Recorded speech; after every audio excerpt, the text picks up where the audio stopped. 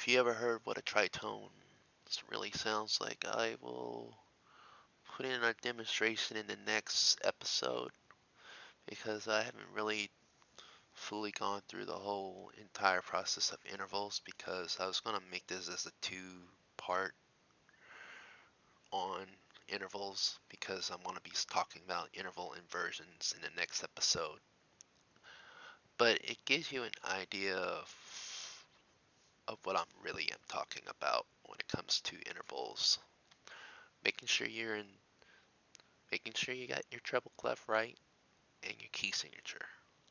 Now I'm gonna go ahead and start showing up some symbols here real quick. Now things to go by on music interval symbols. I have them categorized out like I was taught. Like capital M is for major intervals. The little m is for minor intervals. Now the thing that looks like a degree marker or a little zero right next to each of if you ever is called the diminished symbol, and you'll be seeing more of diminished symbols when it comes to building chords and also knowing everything about these, especially triads and seven chords. Augmented is the plus sign. It means it's plus. I mean it's bigger than major interval. It's a lot more. And then you got perfect, which is a P, perfect symbol. It's like a perfect. The only in thing, only key, the only notes that are always going to be perfect in a scale is going to be the fourth, the fifth, and the octave, which is perfect eighth, but it's basically just back to one, like I was discussing with the scale intervals, the scale degrees and all. But the reason why they're called perfect fourths or perfect fifths is because in the key, I'm going to use the key of C major again. In the key of C major, F and G, your fourth and fifth, are closely related to one another in a scale. If you're trying to borrow or use it for key changes, which will be discussed later on in a few more episodes, because if you ever take a look at the circle of fifths, which I covered on episode 2, they're only a fourth or a fifth apart from the key of C major. So, I mean, it's only one sharp or one flat difference between those keys, those scales. So that's the reason why the fourth and the fifth are always related as perfect in the key of C. And I'll be discussing more of this later on. But I wanted to show you some of these symbols of what to use when you're trying to identify intervals.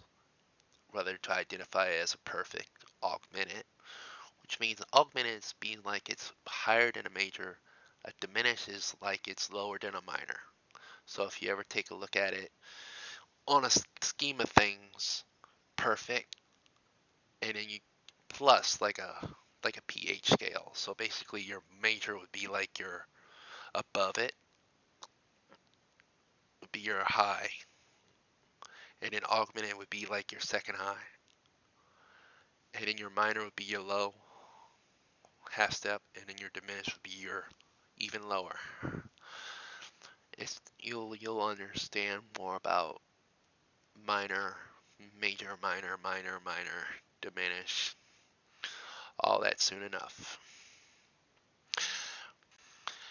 Another one that I wanted to throw in was the half diminished symbol.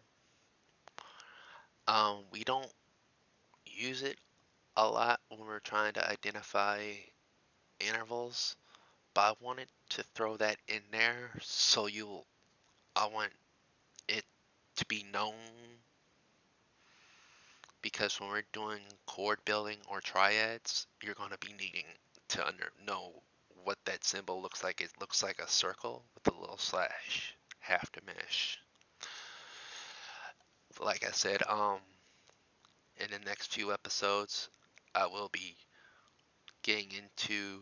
We're going to be getting into more about intervals in the next episode, and then after that, we're going to discuss about interval inversions. I also included this little solfege syllables for the majors and the minor keys, so you guys can sight sing do re mi when you're trying to sight sing and trying to understand intervals and learning the scales. This is probably the best way to do it, and with the piano as well. But you want to make sure you want to know your syllables too, because I had to do a lot of sight singing when I was in music theory class, so I can had my ears trained up to learn the difference between C major and D major. I really do hope that this chart comes in handy with y'all. Um, so in conclusion, we discussed about time signature, scale degrees, and an introduction into intervals. Um, in the next episode, episode 4, we'll discuss more about intervals and interval inversions. If you like it, like what I just discussed, always leave me a question and I'll address it. And if you want to give me a like or a follow, you can subscribe to my page, which is right here at Baywolf728 on YouTube.